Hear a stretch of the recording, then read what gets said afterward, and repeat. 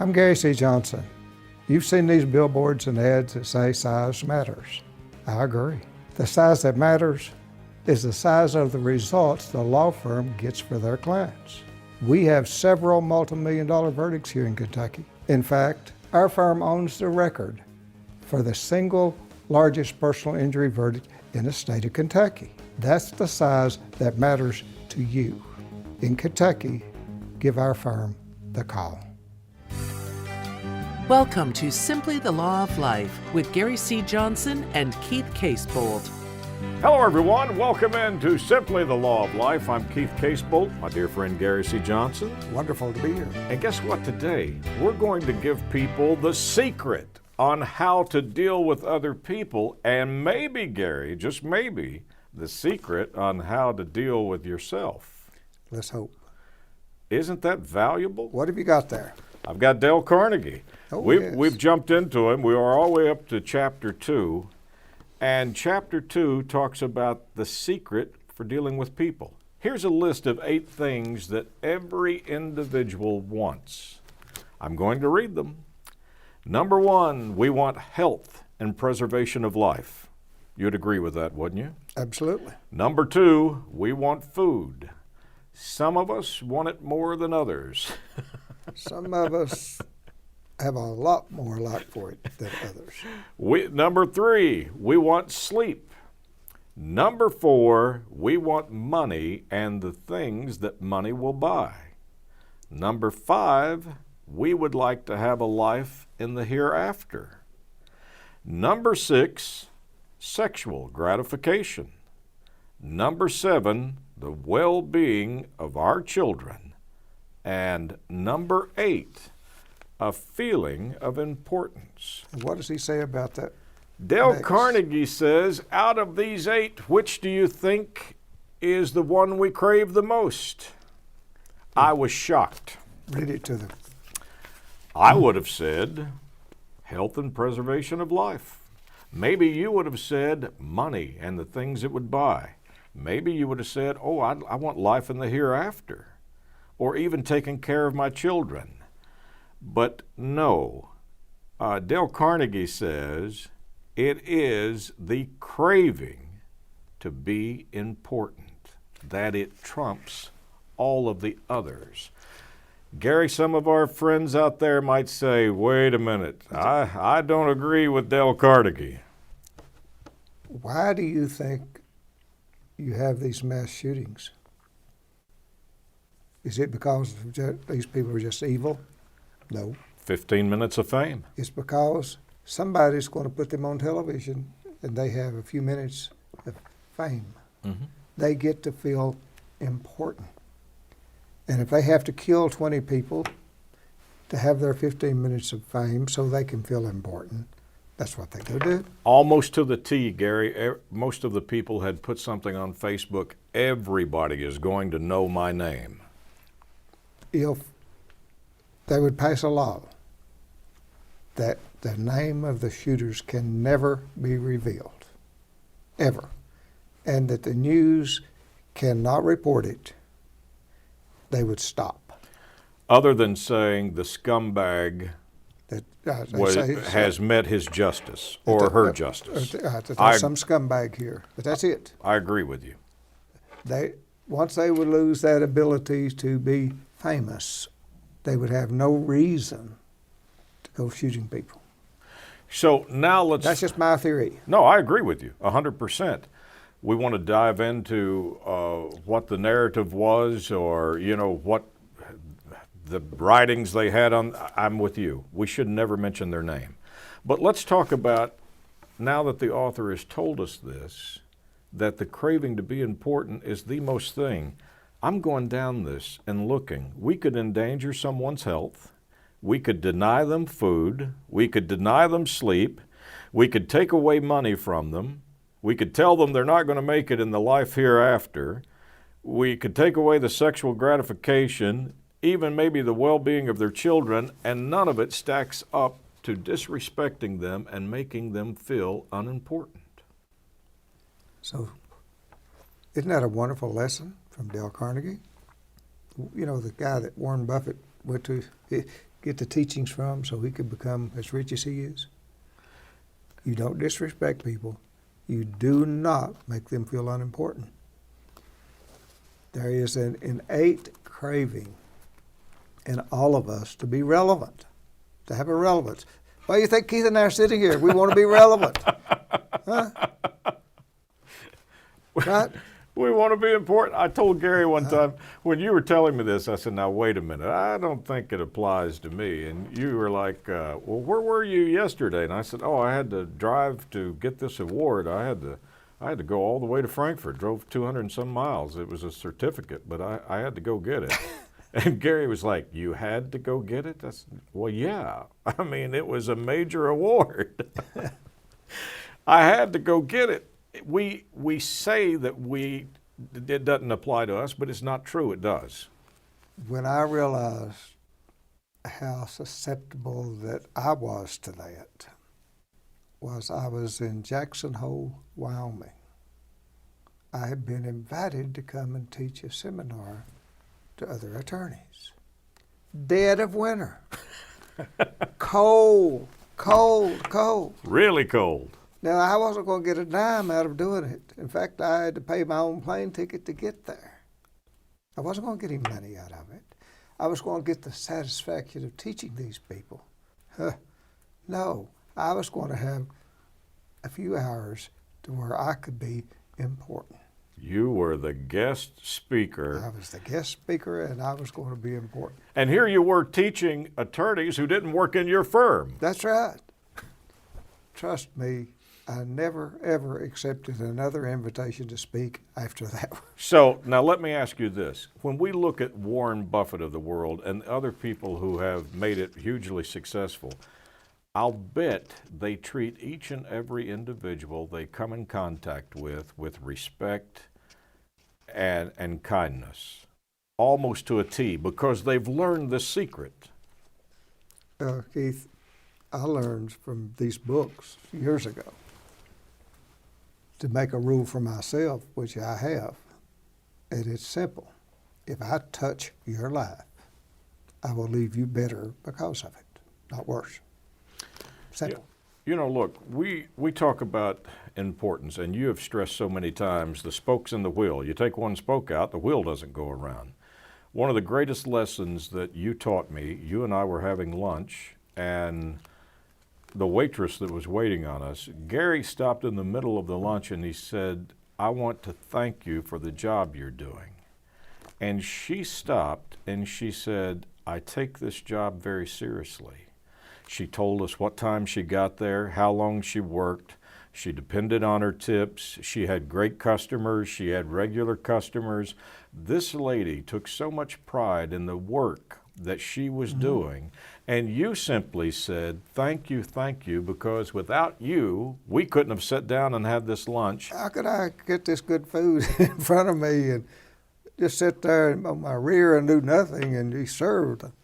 Yeah. Thank you, waitress. Thank you. So Dale Carnegie is pointing out to us, whether you're Warren Buffett or whether you're the lady that was waiting on the table as the waitress, both are equally as important and should be revered as such, correct? Because we are each and every one of us a human being.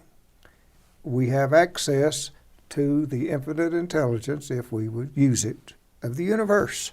Think about that. Every one of you's got it. You're that important. Otherwise, you wouldn't have been born. Okay? I'm going to change the subject from Dale Carnegie, and I'm going to go to this book here. Listen to Your Inner Voice by Ellen Hall and James Walrus. Well, before you get into it, let me ask you a question. When you're talking about the inner voice and you're telling our friends you're connected to the infinite wisdom, a lot of people say that inner voice is me speaking to me. I'm afraid that you're telling us, wait a minute, that inner voice may not be you at all. It may be a connection to a way higher intelligence than you. You've got that mean inner voice that tries to put you down and make you feel bad. That's not you. That is not you. You say, well, that's my voice. It's talking to me. I don't know where it comes from. But you would never say, as we said last time, you'd never say those things to yourself. If that voice is saying to you, it's not you. Okay? So I don't believe that. it's not the subconscious. Right. There is another voice inside of you that will brag on you, that will give you ideas, tell you how to give you the instinct to get away from a snake. Mm-hmm. There's another voice inside of you that will protect you.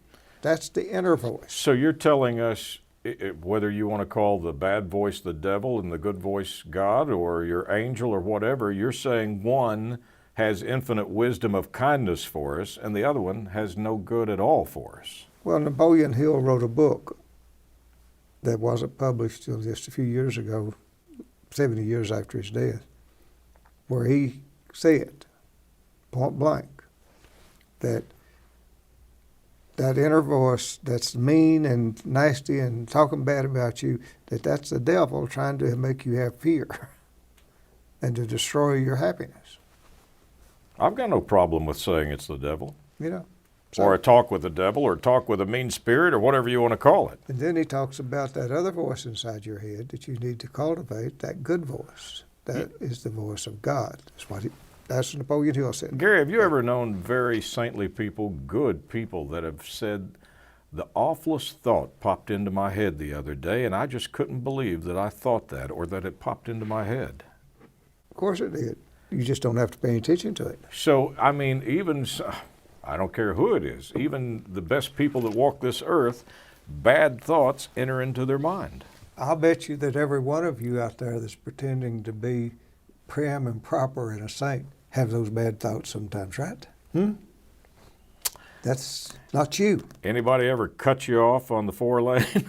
That's not you. I saw this one preacher one time, Gary, and he said, I can come out of church and I'm praising and everything, and I get out on the 4-lane and somebody cuts me off, and he said all of a sudden I'm wanting to flip them the finger and I'll get you and I'll get even with you. And that's that other voice that is there. That's not you. 24/7. It's 24/7, but it's not you.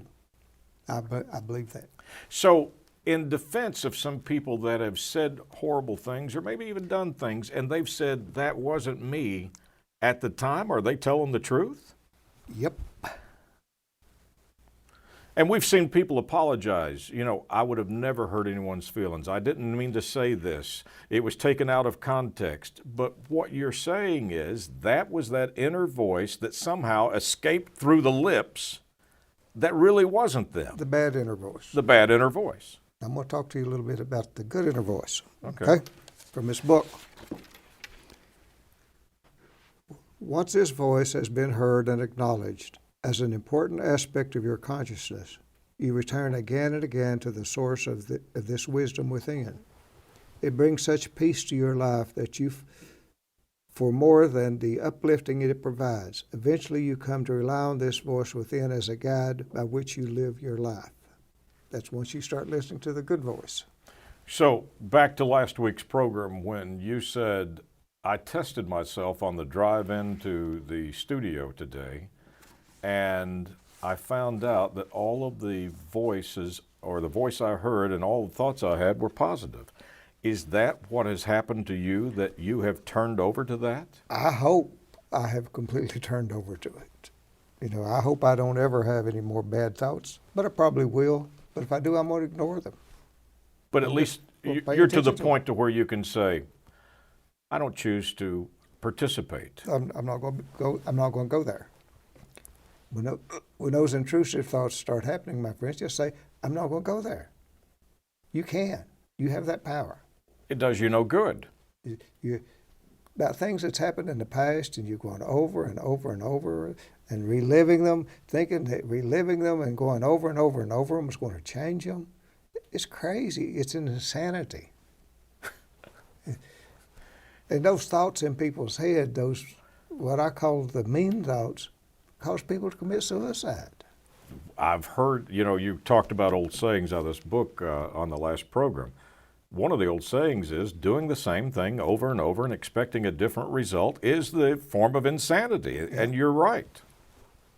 Now there's That inner voice is a small voice within you, if you can get in tune with it, the good one.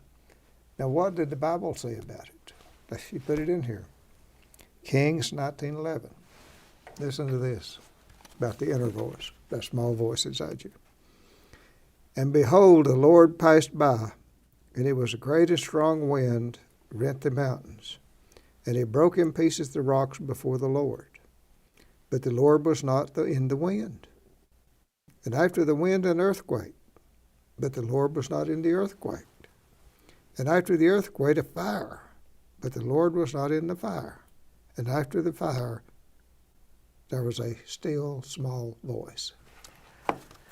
So, explain this to me. Are we trying to look for the infinite wisdom to be this mighty wind or earthquake or fire or something so big and so bold that we're going to say, okay, I get it, I see it, I believe it, when in fact it is a small voice inside of us? Each and every one of you. That still small voice. It's right there. What else does this person say about this? We each carry on an internal monologue, and for many people, the inner voice occurs as part of that monologue or in the same tones as their monologue. For other people, and for the same people at other times, the inner voice comes as a deep inner knowing or a feeling of truth. Although some hear the inner voice so profoundly as to think it audible, it is not the voice of a strange person in your head or the voice of your frantic self or your urgent self. It is, however, a peaceful, knowing expression of the inner language that we normally speak. It is not the voice of Charleston Heston parting the sea that you hear, but it is the voice that you are familiar with, speaking to you with authority. It is amazing grace, how sweet the sound of this life. That is the good voice. Yeah. And then she goes on to say the inner voice is universal. Everyone has one. Many persons have written about it, and many books have been written about it, but every person has one. Gary, to a T, if we asked all of our friends either listening or watching the program right now, have you ever had the inner voice warn you of danger, or have you ever had the inner voice say, don't go there, or don't do this, or you need to make this decision, and you felt like, wow, that voice saved me from making a huge mistake, or maybe even saved my life because of it? We think of it, as I've said earlier, about intuition or hunches. A gut feeling, we call it. Your gut tells you. You meet somebody for the first time, and you just get a strange feeling that there's something not right here with this person. Immediately. And it's instant. Then you go on and you get to know them, and they're personable and they're funny and all of those things. And eventually, what that first instinct told you comes out every single time.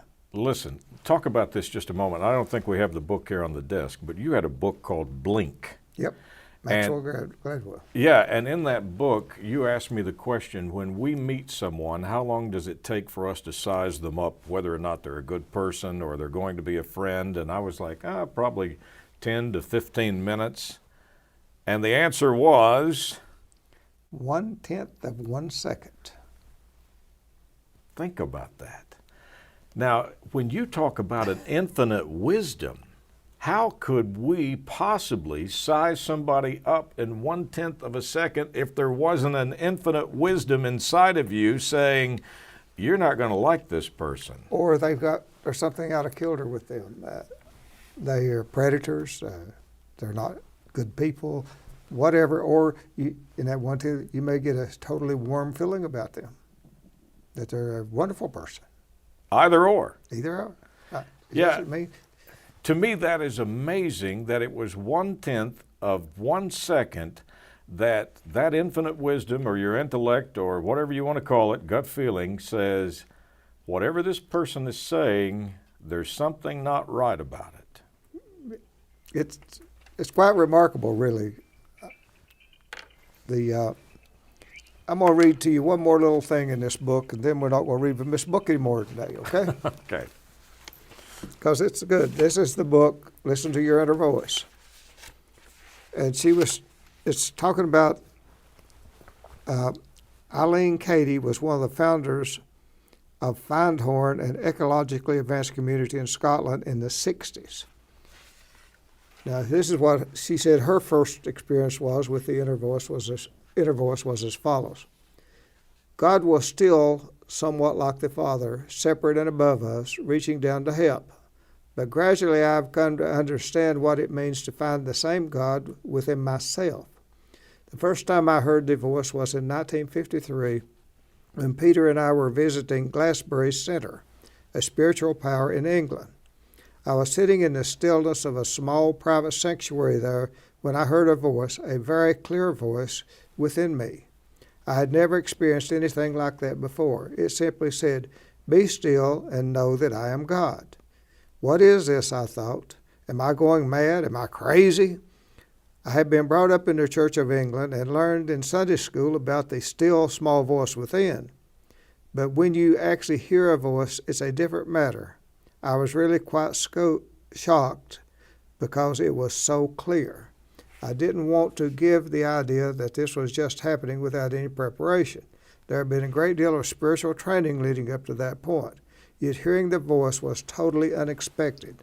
Following the experience, I went through a painful period of conflict and tension when I kept hearing many different voices, all battling to be first.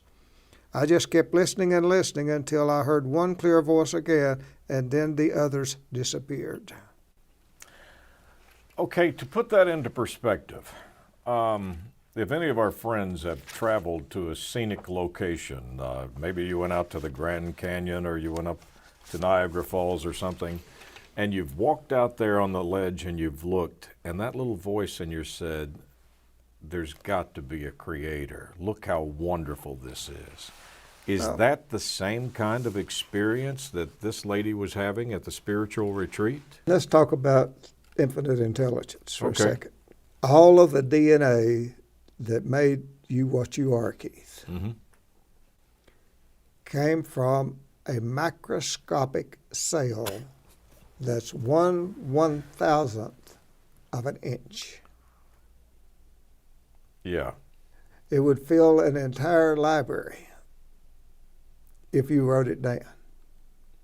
But yet it's in a little old bitty cell that you can't even see with the naked eye. Now you tell me there's not some infinite intelligence that built that. And all of the programming that makes you what you are is in it. It's in it. You're everything. She's got one little tip here about how you can try to access that inner voice. Number one, and this is the most important thing she says. Number one, here it is. Know that you are worthy to hear the voice. Okay? Yeah, great point. Great point. Formulate a question. Be really quiet when you're doing this. Anticipate that you're going to hear an answer. Listen intently and patiently. Pay attention to whatever you get. And then write down your answer. And it may be several days before you get that answer. But listen patiently to the answer for your question. You don't have to stay in the same spot, but you will get an answer. But first you have to, number one, my friends, know you're worthy of it. Now, you have utilized this system to solve problems, correct? Yeah, absolutely. I mean, I've been with you before where you've said, hey, I've got a case and I've got this situation. The answer will come to me. I've turned it over, and I'm going to wait for the answer. And literally, within a day or two, you would text me and say, what do you think about this? And I would be, that's it. It's perfect. You answered it. I hate to be exposed this way, but the secret to my success as a trial attorney, as a lawyer, has simply been I look at all the facts, and then I say to myself, figure it out for me. Because it keeps working 24/7. And eventually, it'll come to me. Sometimes it's 2 o'clock in the morning. But eventually the solution of how to put all of those facts and make them and down and put them on the head of a pen will be just like that. So it comes to me. Now let's make that point again to our friends. So any of our friends that have walked around and say, oh, it just popped into my head, or it was just luck that it came in. It was not luck. You were working on the problem the whole time until it got solved. That infinite intelligence inside of your brain, that subconscious, will do everything you need done. Now, if you're in a bad situation, ask it the question, how can I get out of this mess? And then listen. Mm-hmm. Trust me, you will get an answer. Now, you may not particularly like the answer, but you will get an answer that'll get you out of that mess. Okay? We always want someone else to validate it, don't we? Instead of saying, you don't need to validate it. It'll be there. There will be an answer, and it'll be the one you should do. But that doesn't mean you will. Well, let's think about what we've covered in this program. The point that Gary pointed out about the cell, the size of the cell, and the fact that we come from it, this miracle that we are. How could you not think of the infinite wisdom that you can be connected to? One guy wrote about his inner voice. He said, it would tell me what stocks to pick. And he said, but I was doing fantastic. It didn't even tell me when to sell them. And he said, one day it told me to buy General Electric, but I was opposed to buying General Electric because they made triggers for nuclear bombs, and I was not going to buy General Electric. He said, never got another stock tip either. That's why you said shut up and listen, right? Yeah. Don't question. All right, and back to the beginning of the book, How to Win Friends and Influence People. We talked about all of the things that we crave as people, and guess what it is? The craving to be important. So whenever you deal with anyone or you come in contact with them, treat them as if though they're Warren Buffett, because that's how Warren Buffett would treat them. That's exactly right. If you do that, you're going to find out things are going to start changing for you in your life. You're going to be a lot happier, and you're going to be a lot more successful, and that's what we're in search of. Happy. That's this year. Another great program. Thank you for being here, my friend. Remember, you can leave Gary a message if you'd like to about the program, or if you've got a question, Gary at GaryCJohnson.com. We always love to hear your comments, and especially if people are learning and going along with us. On behalf of Gary C. Johnson, I'm Keith Casebolt. Thank you so much for tuning in. As always, Gary and I look forward to meeting you again next week, right here at this same time. Thank you for listening to Simply the Law of Life, a program created by attorney Gary C. Johnson. Until next week, may you be safe, blessed, and happy. If you're hurt, injured, don't waste time. Gary Johnson cries for every dime.